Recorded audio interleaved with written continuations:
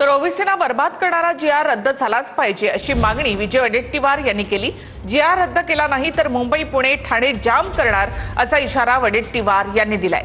नागपुरातील ओबीसी मोर्चातून विजय वडेट्टीवारांनी हा इशारा दिला। ओबीसीना संपवण्यासाठी सरकार जरांगेंपुढे झुकलंय अशी टीका देखील वडेट्टीवार यांनी केली।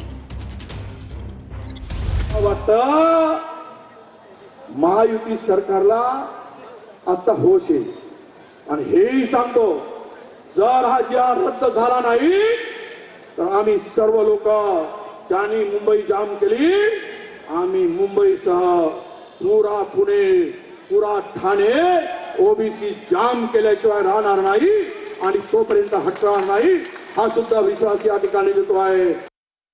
12 बलुतेदारांची काळजी महाराजांनी घेतली, परंतु हा जरांगे आमच्या मुळावर उठला आहे आणि हे फडणवीसांचं सरकार आम्हाला मुळापासून संपवण्याचं काम करण्यासाठी जरांगे पुढे झुकला आहे।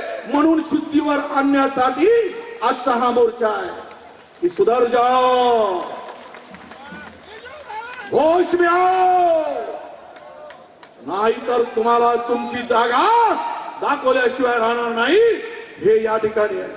राज्य सरकार आणि माननीय मुख्यमंत्री महोदयांनी आवाहन केलं की आपल्याला काही कन्फ्युजन असतील, आपल्याला काही त्याबद्दल काही बोलायचं असेल, मागच्या बैठकीत त्यांनी ज्या वडेट्टीवारजी आणि शिष्टमंडळाने मागण्या केल्या, राज्यातलं सर्वच पक्षाचं शिष्टमंडळ आलं होतं, त्या सर्व शिष्टमंडळाला माननीय मुख्यमंत्री देवेंद्र फडणवीसजींनी आश्वासित केलं आहे की ओबीसीवर कुठला अन्याय होणार नाही, ओबीसीच्या कुठल्याही त्या ठिकाणी आरक्षणाला धक्का लागणार नाही।